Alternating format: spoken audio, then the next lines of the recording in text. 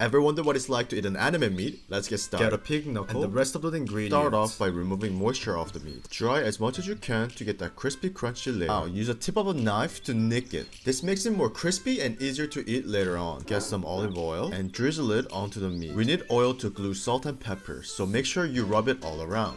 No missed surfaces. Grind some salt on the meat, tap them in, and make sure all the surfaces are covered. Now do the same for pepper.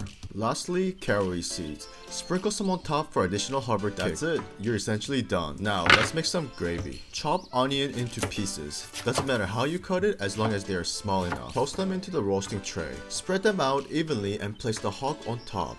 I found some bay leaves lying around, so I threw them in for extra kick. Now you don't really need ginger, but I threw some in anyway.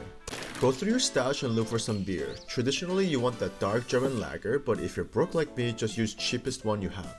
Hock is too good, so I'm not going to use that. Here's a trick if you don't have a bottle opener at home. Get a spoon, hold tightly onto the neck of the bottle, keep the thumb as close to the cap as possible and use it as a lever.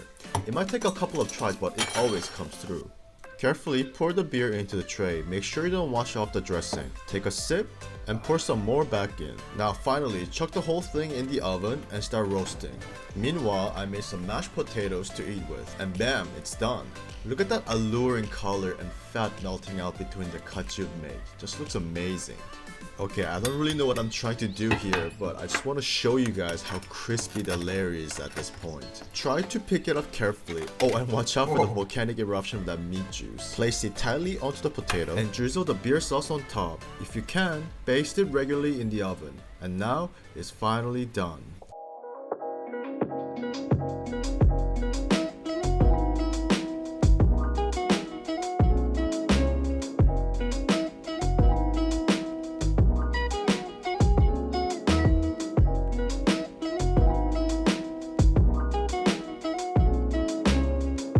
Just like what you've expected, a whole chunk of meat on its own. Look at that beautiful color and fat sipping out. It's perfectly cooked on all surfaces. It was juicy inside and crispy outside.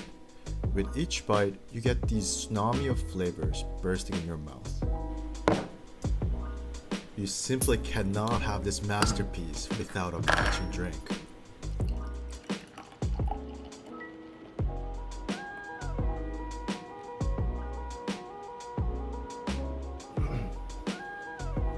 Listen to these crackling sounds, impossible to resist.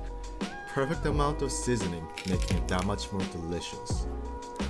It's a simple way for you to have a feast of your own at home.